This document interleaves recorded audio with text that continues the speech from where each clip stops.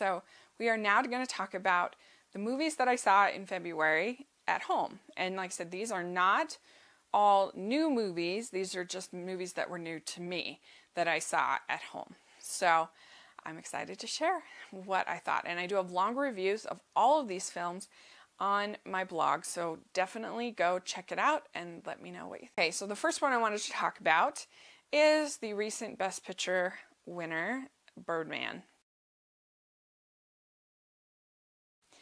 And I'm not a big fan, to be honest. I know everyone loves it, but I don't really understand why people like it so much. I understand why Hollywood likes it, because it's all about how hard it is to be famous and be a star, and how... So I get that, but I don't understand why regular American moviegoers like it. It's really well made and it looks great. I totally would be fine with it when he's cinematography, and I think Michael Keaton is really good, and I would have been fine with him winning Best Actor. It's not a terrible movie, but I just think at this point it's way overrated, and I really didn't like the way that the women are portrayed in the movie. They're all shrill and judgmental and really just awful. And there's a scene at the beginning where the Naomi Watts character named Leslie, where Leslie is, Edward Norton tries to force himself on her on the stage so that he can be like in the moment. And I was really offended by that. I didn't feel like the movie took that seriously enough. I mean, she's basically, it's a near rape situation, and that's not okay in my book. I didn't think, I mean, I know people say, oh, it's like a satire about Hollywood. I've seen way better satires about Hollywood. I mean, I think, I use an example on my blog of All About Eve, for instance, or The Producers, or The Dog, you know, I mean, there's just tons that were a lot funnier, had better characters, had better writing, had better stories. I just don't understand why people gravitated to this movie so much. I really don't.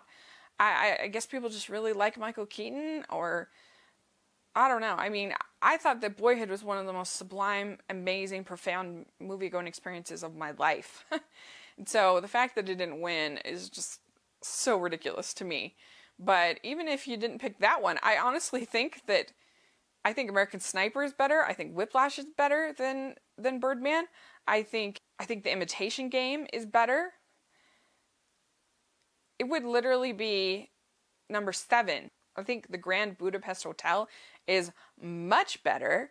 I mean, I think that For Your Consideration is way better of a movie about the Hollywood system, and that's more of a farce, but I don't know. I mean, I just feel like there's so many better movies. I mean, it's shot really cool, as if it's on one take, but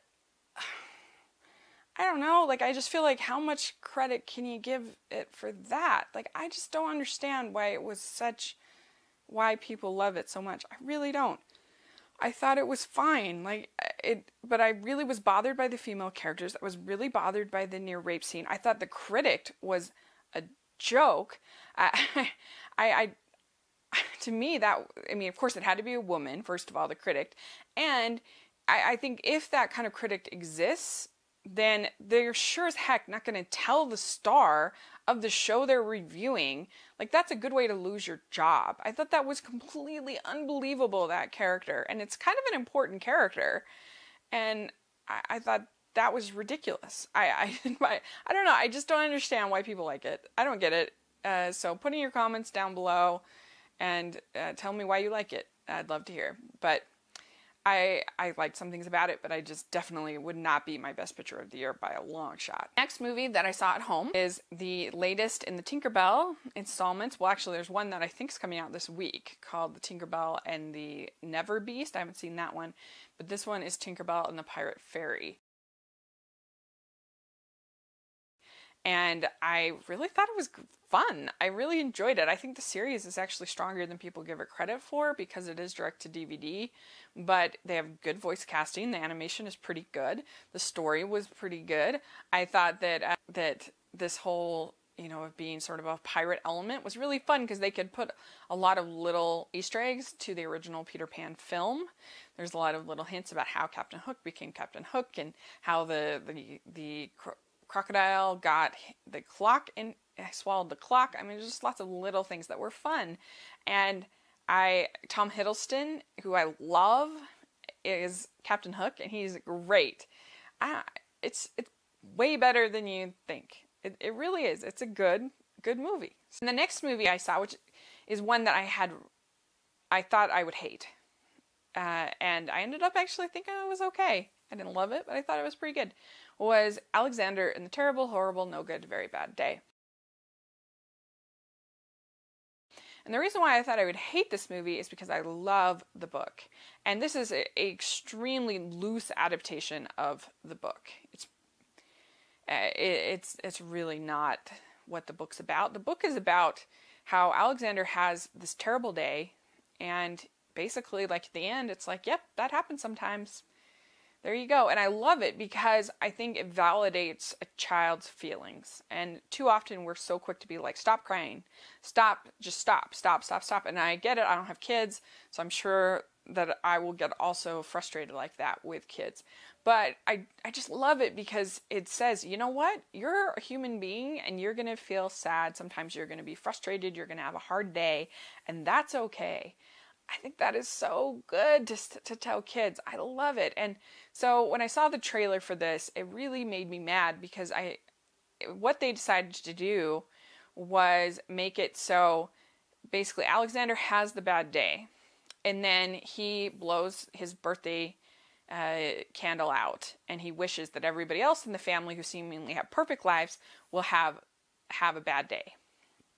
And of course, like, everything is happening on that day that he curses them. And it's slapsticky, it's silly, but I really thought that there was a good chemistry between the family. It felt like a real family. I thought that Jennifer Garner was good. I thought that Steve Carell was good. It felt like a couple. It felt like a family. I thought that most of the bad luck, it felt like, okay, that could actually happen. Like, except for there is a scene where a kangaroo kicks somebody, and that was definitely ridiculous, but it was kind of funny.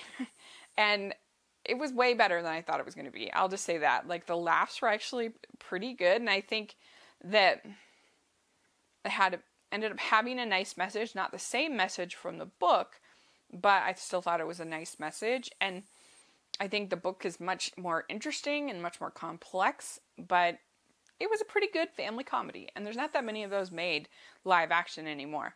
So I liked it much better than I thought I would. So there you go. I talk about totally the opposite direction is the movie Rocks in My Pockets. And I talked about this in my animation look back. So you want to check out those videos. I'm really proud of that series. So if you haven't looked at it, please do. But Rocks in My Pockets is a animated film by the artist Signe Bonemain. Sorry if I'm mispronouncing the name, but Signe, and her family's generation-long struggle dealing with depression. And it's weird, and it's vulgar, and it's upsetting, and it's bizarre and strange. But I really liked it. I thought it was beautiful. You really get inside this woman's head. And I felt like it actually was one of the best explanations of how it feels to have to deal with mental illness that I've seen in a movie. It's treated as that, oh, you're such a cute, charming, eccentric person that has mental illness, or it's treated as sort of scary. And I loved that it showed that, I mean, I don't have severe mental illness, but I've had panic attacks in my life, and the weird thing about it is it's completely the most terrifying moment of your life, but it's actually also, there's sort of a strange peace about it that you get. And so I felt like she described that really well, and that's, I think, what makes it almost hard to figure out and solve, because there is sort of a peace in the mania of it all. And I really thought that was beautiful. And sort of the solution that she comes to at the end was really moving. I liked it. So if you're up for things that are different, strange, weird, artistic, out there, then it'd be a great one for you to check out, and you definitely be supporting an artist that's very bold and different. And the next movie is also on my animation look back, and it's definitely also an obscure animated movie. It's called Wrinkles, and it's so sad. If you have a fear of getting put in a nursing home, then this, which I have, then this may not be the movie for you. I cried and cried and cried because it's about this man named Emilio who gets put in the home by his family, and he gets this roommate named Miguel, who's sort of the light and the positivity of the movie. And it's basically just about how he starts to get Alzheimer's and starts forgetting where everything is and started getting sort of more panicked. And Martin Sheen, Matthew Modine are voice actors in the American dubbing. It cost under $2 million to make, which it's pretty beautiful, so that's kind of amazing. And I recommend checking out. Like, it's a tragedy, it's really sad, but I think there's a place for that in movies. I think that it's okay to have tragedies from time to time. So, the next movie I also talked about in my animation look back, and it is not a strong film. It is really bad, in fact. The Hero of Color City. My goal to see every single film that was submitted to the Academy for consideration for Best Animated Film. And it makes me laugh that anyone anywhere thought that this movie could be considered for the animated film. It is so bad. It was shockingly bad. I couldn't believe it. The animation looks awful. It's a cheap Toy Story ripoff about these crayons that come to life, and there's a lot of toilet humor. It's really just unpleasant. The voice actors are awful. It's awful. Everything about it I hated. It took me 2 days to watch it because I could only handle like little spurts of it, and it was just so badly animated. It was so unfunny. It was such a cheap Toy Story ripoff. The whole thing, like, it was just awful. So definitely, it's in Netflix, so don't watch it. Trust me, it's not good. I promise. I wouldn't lead you astray on this one. Please don't watch the Hero of Color City. Moving on. The next one, I thought about putting it in my theater one because it is actually available in theater and on demand. But I did see it at home, and it's called The Last 5 Years. A musical by Jason Robert Brown, which I love. It's really beautiful music about the Broadway musical. It splits the boy is telling his side of the story, and then the girl's on the other side of the stage. And he's starting with the beginning of the relationship, she's starting with the end of the relationship. And so that's kind of the way it is in the movie. Like, in the movie, it starts out with her at the end of the relationship, and then so it flips back and forth. And I really liked it. Anna Kendrick is so good as Kathy, and it's really hard music. The songs are so brilliant because they show like a whole range of emotion in one song, and that's great. And it's vulnerable, it's sweet, it's sad, it's joyous, it's funny. At times, it's one of the best musicals I've seen in a long time, probably since Les Mis. So it's great. Definitely go hunt it down, find it. If you like musicals, you'll love it. Okay, last movie that I saw at home. This was a movie that I had been wanting to see for a long time, but had never gotten around to it. And it's The Road to El Dorado.